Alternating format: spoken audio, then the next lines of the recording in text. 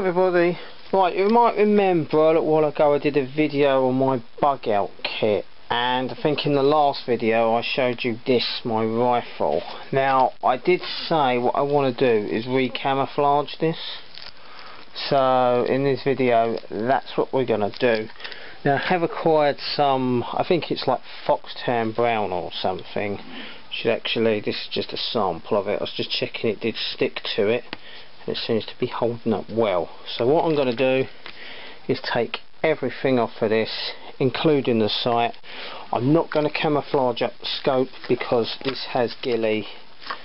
This is expensive and I'm not going to piss about with it. So this will always have this ghillie on it. So the next time you see this, it's going to be completely, if I've got enough tape, this colour, and then we're going to get spraying it. So it's a new day and it's fully taped up.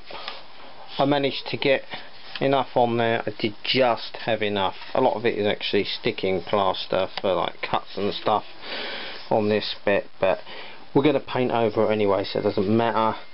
We got some white tape as well. That it's mainly just to so I can paint over the metal without having to remove it. Otherwise I need primer and it's just a pain in the arse. I'm going to keep the rod, the cocking rod, camouflaged like this. I've moved the cheapy bipod from here to here. I want to try and keep it on there. I like it there, it's out of the way, so we'll get to that later. So what I'm going to do, and yes I have stuck plaster to it, but I think it gives it some more dimension. It's all going to get sprayed black and green and stuff. So what I'm going to do, I did want to spray paint it, but I haven't got any spray paint, so I'm going to improvise. There ain't much I can do about this part. Painting this would interfere with the operation of it.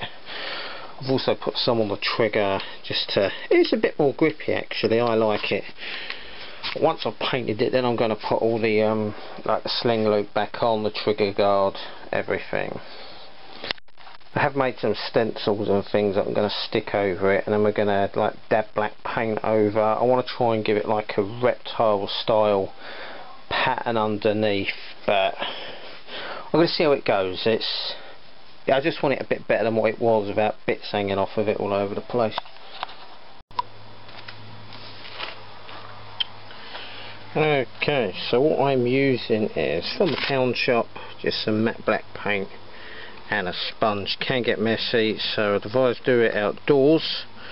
You don't want to put loads on, just get a bit of a sponge and just tap it on there. And then what I'm going to do is overlap it with like green and leave a few brown gaps. Then I'm going to put my stencils on and go over in with the opposite colour to what the stencil's on. So when the stencil goes over, here will be green, and when it goes into the green I'll do it in black, just to break things up again. I did want to do a reptile pattern with like a spray can and some netting, but it's not happening. I ain't got the right colour spray can and I can't get the netting. I used that stuff off the oranges and the bananas, but it doesn't seem to work. It just sort of bleeds in and you end up with that. That's what that was originally. It just didn't work, so I'm just going to dab it with a sponge, make it look a bit random. And I think it gives a nice texture as well. But that's the other reason for this cloth based sniper tape stuff. It takes the shine out of it. It gives it like a, just looks more textured. Also this, it'll just take the like the smoothness out of the wood.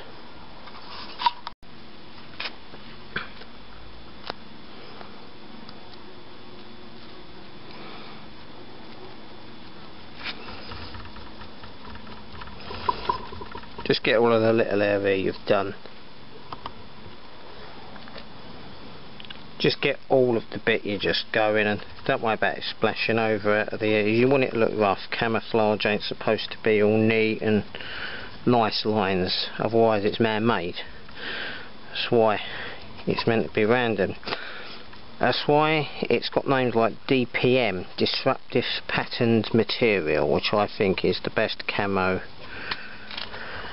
which is, I'm using similar colours to that because I always think the British Army was silly for getting rid of the DPM and getting this MTP stuff in. Not a fan of MTP.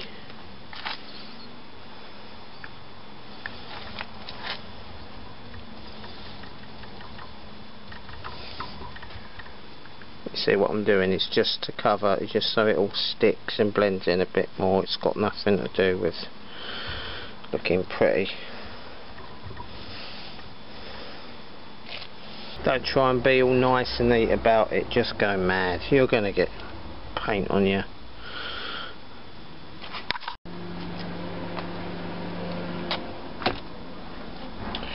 Okay, now we're going to move on to the green for a bit, which is, I can't tilt it because it's open, but it's British Racing Green, which is the only green I've got, but I'm sure it'll do the job just fine.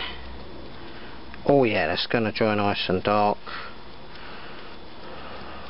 Just cover up all the little bits. Obviously a fresh sponge, I don't want to get black in me green and green in me black.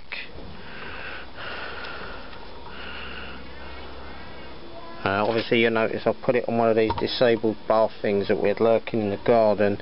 Just makes it easier because you've got all the space underneath. But you can do it on a table if you want.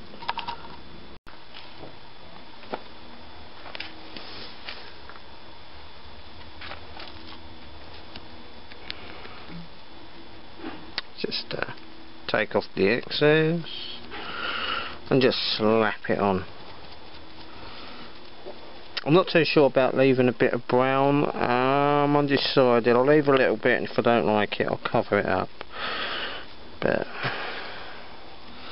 I'm not too bothered about this metal bit. It's going to be covered by the scope anyway, and it shouldn't matter too much. I'm still just going to slap some on. If it sticks, it sticks. If it don't, it don't.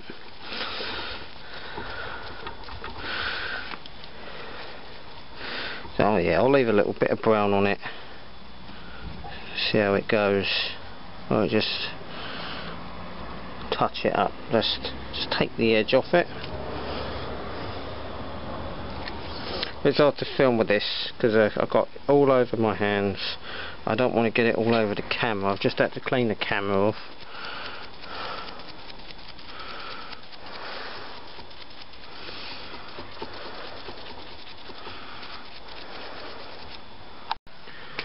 Okay, that ain't bad. It's all done.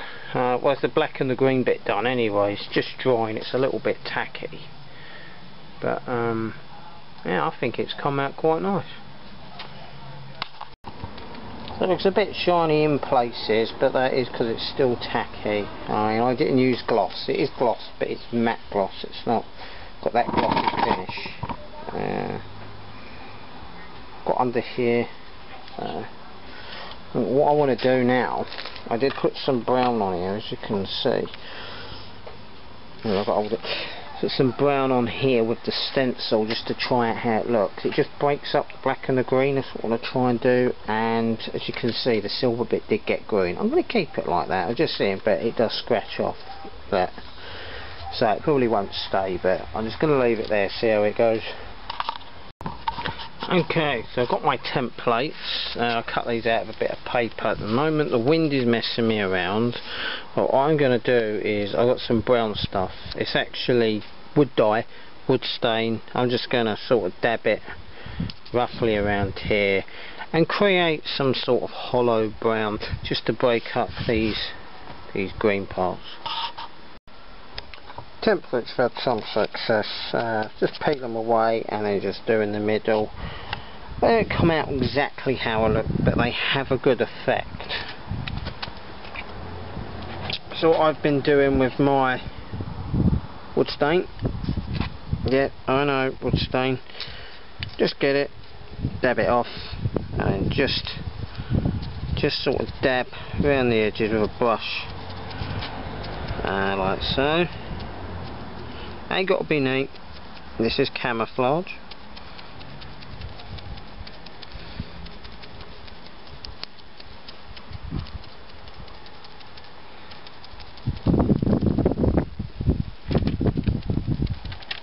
sure you've got a good bit.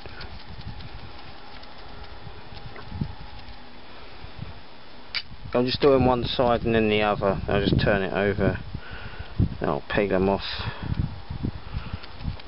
And because this is cloth, it soaks in. I think if it was just like bare wood, it might not have soaked in. I know it's wood stained, but because of the varnish on the wood and all that, to save all the sanding it off and priming it, you can use any type of like paint, stain, anything you want. Doesn't just have to be spray paint.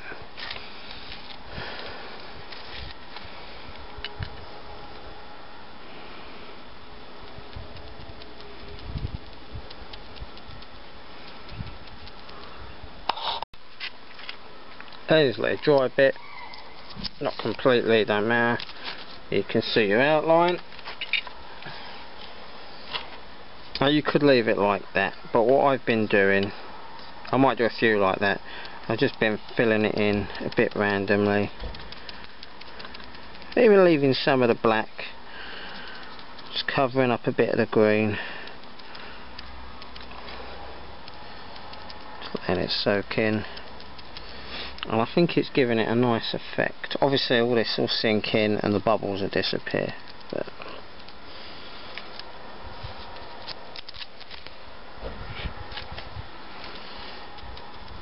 you just have to go by eye. If it looks right, do it. Sometimes you've got to be a bit reckless. I mean, I was a bit uneasy about doing this whole project. I thought if I do this, it's kind of going to be a bit permanent. I think there's no going back really once you make a mess like this.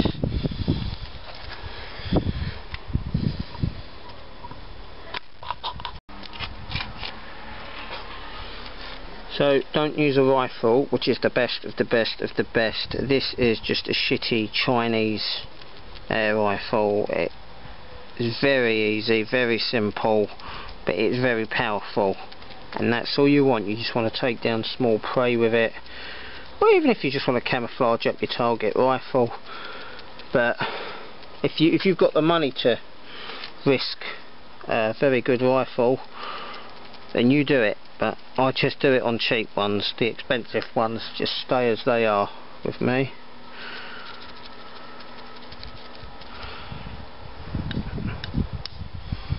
And this rifle is not the best of the best of the best, but it's perfect for bugging out, prepping.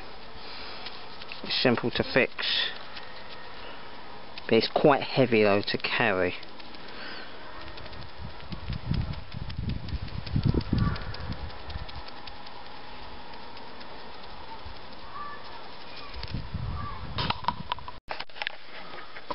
Right, so it's been quite a few weeks, or possibly a month, since I was doing the project, but it's finished, and yeah, I think it ticks all the boxes. Everything's camouflaged on it. Obviously it's a bit shiny here, but deal with that. Slings on, sights are back on now. This is actually my ghillie, was a bit of fishnet tights, some random stuff, but that's it with the sight on. Like I said, I'm not going to spray or alter the sight. It's an expensive sight system. I'm not going to piss about with it.